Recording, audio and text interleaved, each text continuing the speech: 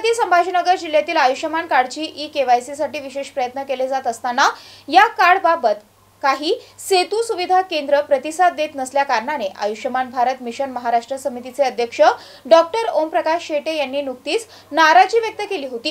त्या अनुषंगाने जिल्हाधिकाऱ्यांनी या कामामध्ये कुचराई करणाऱ्या सेतू सुविधा केंद्र चालकांना कारवाईचा इशारा देत अखेर 50 केंद्र चालकांचे परवाने रद्द केल्याची माहिती सूत्रांनी दिली आहे। पाहूयात।